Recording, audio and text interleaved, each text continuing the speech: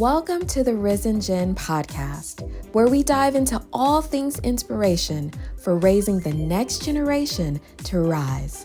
Rise through engaged and empowered parenting in these unique times. We're all about raising them to rise in truth and grace and embracing godly ways. Joining us today is a very special guest, Sharperson, the author of Sharp Leadership, Parenting Principles for Rearing Young People. Carl is not only one of our esteemed panelists for the upcoming Empowered Parents Gathering on September 3rd in the Upstate, but he's also a husband, a parent, leadership coach, veteran, and of course, he loves Jesus. He has a lot to share about intentionally guiding the next generation to rise in our unique and often challenging times. Carl's practical advice will inspire you to have intentional conversations and active participation in rearing a young generation to rise. So let's dive into this episode. Carl, welcome.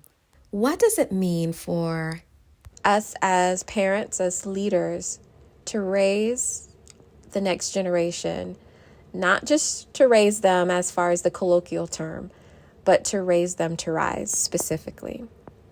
Well, I think that I think it's needed more now than before to rise, because when I've been in several circles recently. As a matter of fact, since the pandemic, my ears have been peaked to young people, okay? In parenting, there's a generation that's coming that has a victim mentality, does not hold themselves accountable, doesn't hold anybody else accountable, has been given everything, is privileged, spends time on social media and TikTok, whereas today you can learn whatever you want to learn by just using the internet in a positive way, but that's not happening. So, for example, my mother had a 6th grade education. Before she died, she was a master baker, master seamstress, and she could read her Bible, right? So it's not about ability. It's about what's in between the ears, and belief and faith and work and things like that. I think that's a great term to use, because I think it was a lot easier before for children to exceed their parents. Today, I'm not sure. It's going to be a lot more difficult, I think. And do you believe that part of it is because of the amount of distractions with social media, and we've become more of a microwave society, like get things quick, and as you mentioned, the sense of entitlement, not really an emphasis on hard work.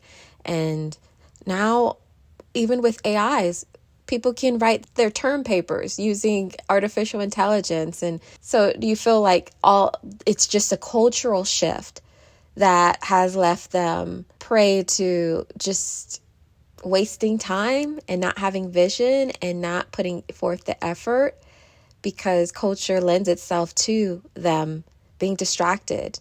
Yeah, all of the above. And there was a survey done in the late 60s to ask the question of what are the top influencers of young people. In the late 60s, number 1 was parents. Number 2 was church. Number 3 was peers. If you do that survey today, number 1 is the internet or social media. Number 2 is their peers. Number 3 is parents. And church is not on the list. Wow. Sobering experience.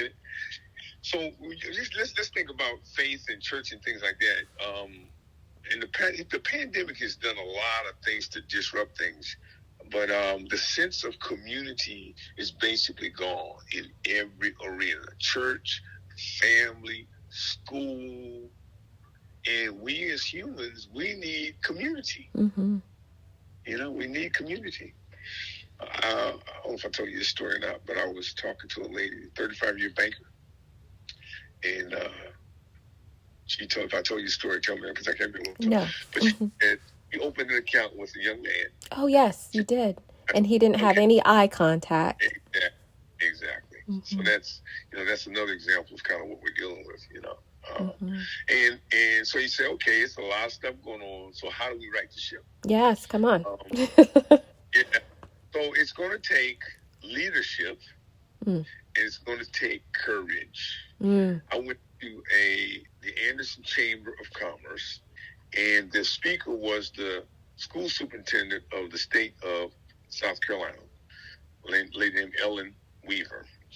I'm very impressed with what she said in the direction she's taken the state, I guess. But one of the things she said was, she says, teachers are burned out. And teachers can't be the parents. The teachers can't be the community. The teachers can't be the church. So it's got to be other elements that come along and help these young people. But so I said courage because it takes courage. It takes more courage now, I think, to be a parent than it did before. Because once upon a time, you could just drop your kids off either at church or school or at a game with coaches or something like that. There's a high probability that they would get values and, they would grow up pretty good. Not today. Not today. You have to know, not that you're a helicopter parent, but you need to know what they're getting exposed to. You got to know who their peers are, who they're hanging around. You got to know what they're looking at on the internet, social media. You got to be intentional to know that stuff. And if you don't know, you better identify somebody that can tell you. For example, if you're not computer savvy, you better find somebody that's computer savvy that can help you out. Yes, you definitely have to have the courage, the intentionality, and I would say even the desire. Because we, even as an adult, can be so inundated with our own distractions. Maybe we could even say good distractions, work, putting food on the table, just the day-to-day and things that we have to do. And sometimes it is easy for us to want to relegate aspects of raising our children to the schools or the coaches and just be in our children's lives at dinner time or just to pick them up in the car rides to and from different places. So it will take, in essence, I believe, a wake-up call of parents realizing how our children are falling prey to society, to social media, to their peers even, to culture that is shifting in a toxic way, I believe. I believe you used that word in your book, and I couldn't agree more, especially for those who have values as moral values, standards, and anything just doesn't go. Your feelings are not the master of your lives. I heard something, I believe it was this morning, your feelings are good servants, but poor masters. It needs to serve you. You need to allow your feelings to work for you and not against you and not master you. I'm not sure why I brought that up. Well, I do know. Ultimately, whatever floats your boat, you do you, boo. Truth is relative. There is no definitive truth. It is whatever you feel is right. And depending on anyone's leanings, they will propone that, or even, I don't know. I don't want to go down a rabbit trail, but we're raising our kids in a world that is very, very different. I think after the pandemic, as you said, I think more than anything, it brought things to light that were already there. And also, it exponentially caused things to go in a certain direction that is not healthy. Right. What are your thoughts? Yeah, I think it's kind of like it allowed when the water went down, it allowed the rocks to show. And we're cheating on this stuff. But then when you shut down, in other words, you stop going out, you stop seeing people, okay, and then you start filling your head with all kinds of stuff, the George Floyd thing and anything else you can think of that was negative. So you're watching that stuff all day. You're in the house. You're not moving, so you're not exercising. You're eating everything you want. I mean, it's just a snowball. Yeah. And then fear running rampant. Yep. Yeah. The other thing that I found too is, and it's an interesting dynamic, but I use the 80-20 rule a lot. I think there's only 20%, this is my experience, 20% of the population that will really take action. And those that need to take the most action take the least. Normally it's the ones that are doing a pretty good job anyway that will take the information and make it better. And that's straight. Tell me more. Where are you going with that? Oh, it's just the fact of life. I mean, that's the way. I guess that's the way we're wired. I don't know. I mean, I've got several parents that have bought my book that are single parents that have not read it, and I've offered several times to be a mentor and do some other stuff. So it's a strange dynamic.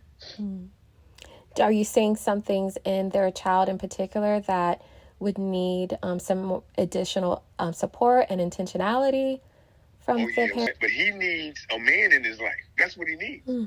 So it's that's just one example. I'll give you another example. There's a guy that I met when we moved here. Educated, very smart.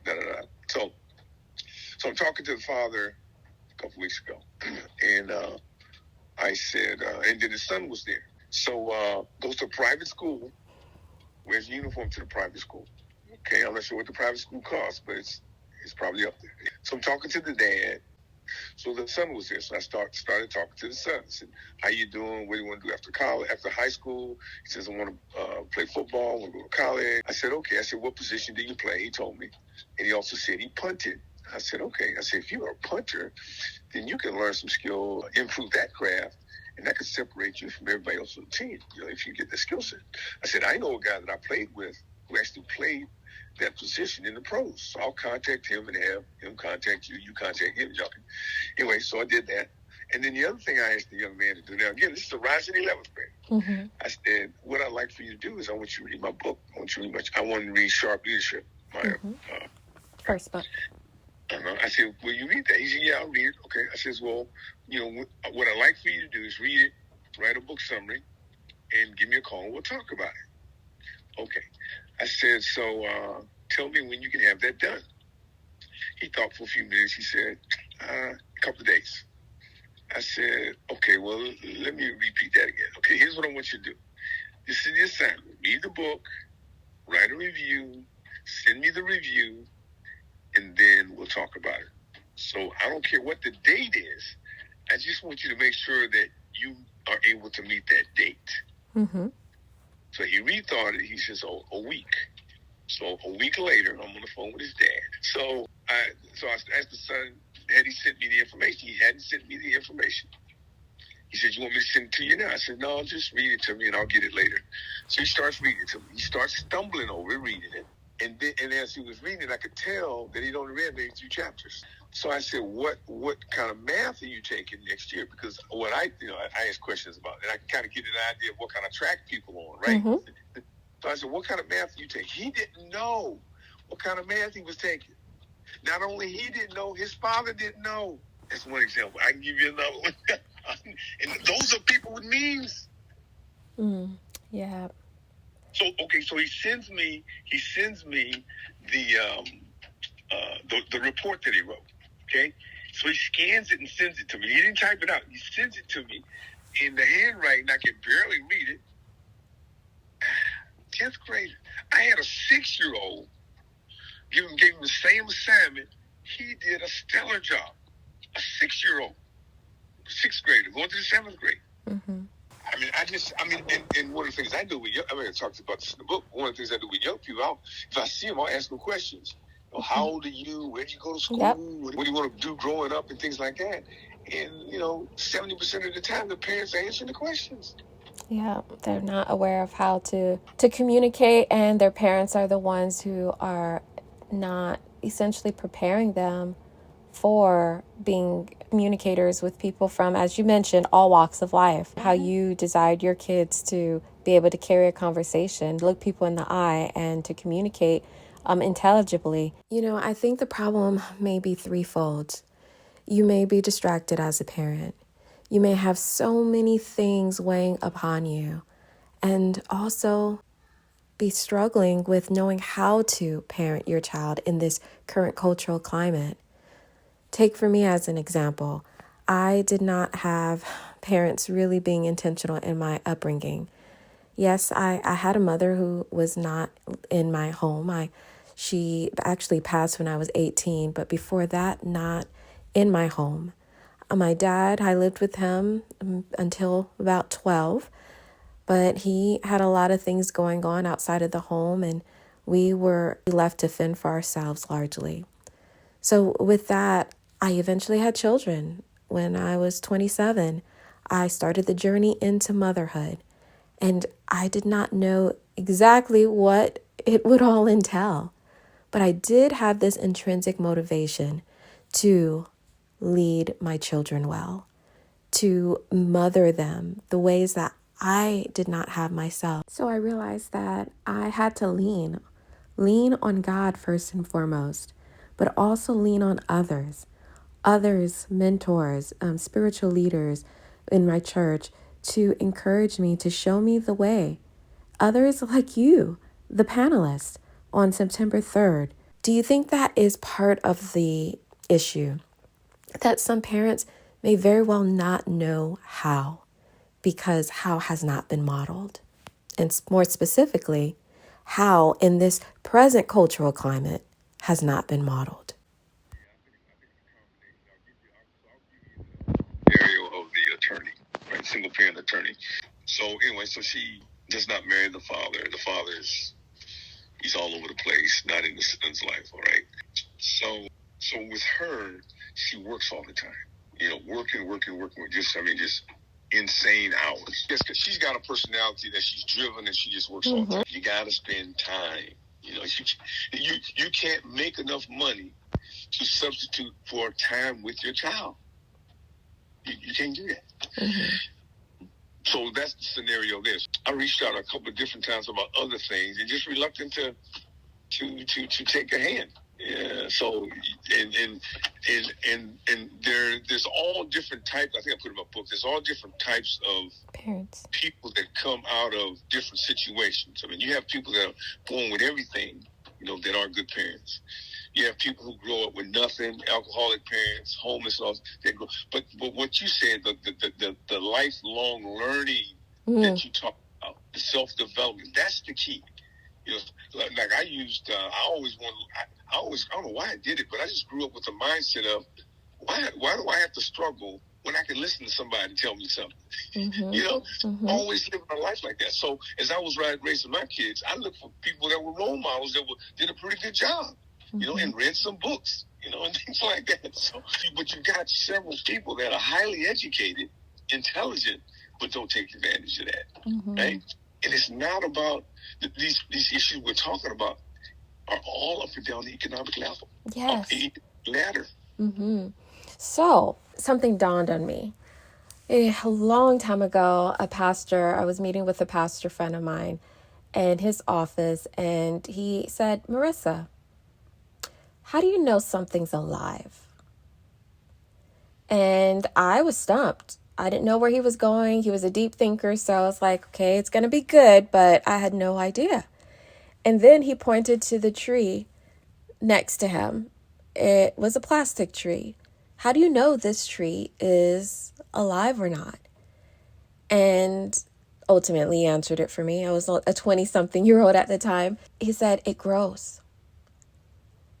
It grows. Something that's alive is able to grow.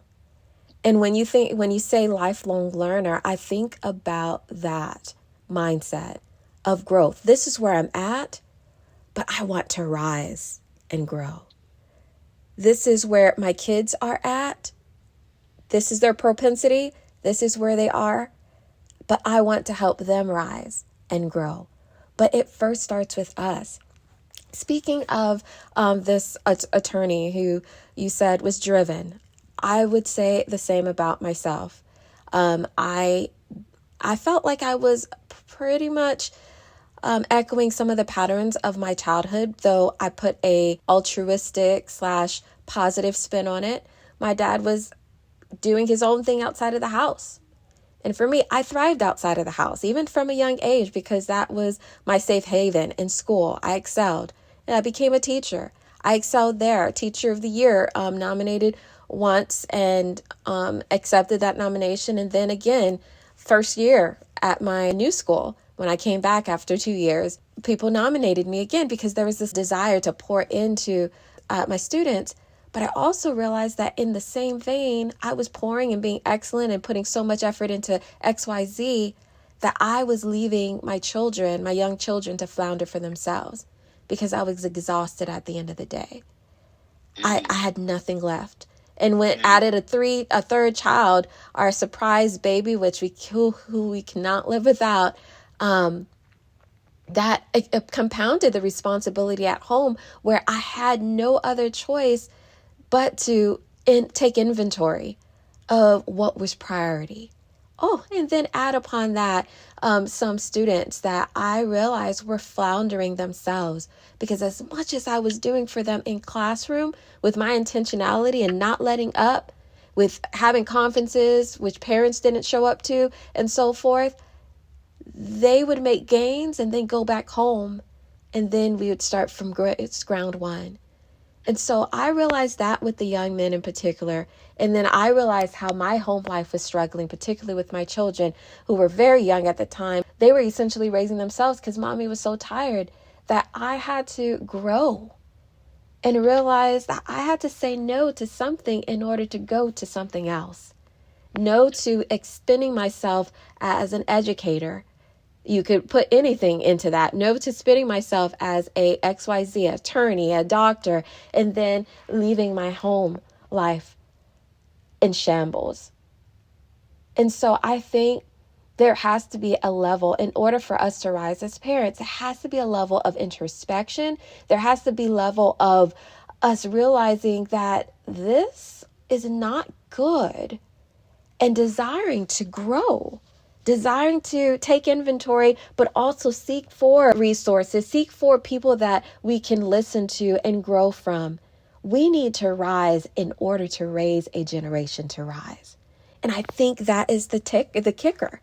I had a recent conversation with a teacher, and it was actually my son's teacher. And she said, Marissa, I am surprised that your son did not come home every day talking about the behavior that he witnessed. She's been a teacher for more than a decade. And she was like, it's getting worse. And I told her, Judah was different.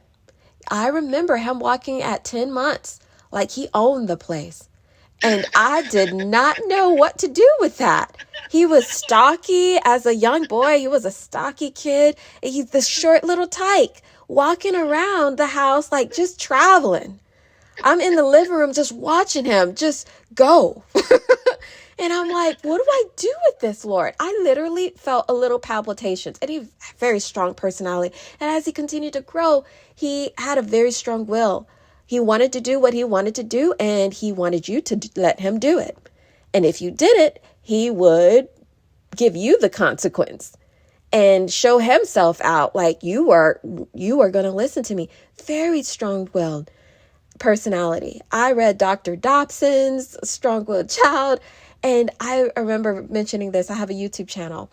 I remember the Lord speaking to me and saying, Marissa, before you read Dr. Dobson, you need to pick up Honor's Reward, because there is some of that in you where you've lacked honor for people in authority in your life.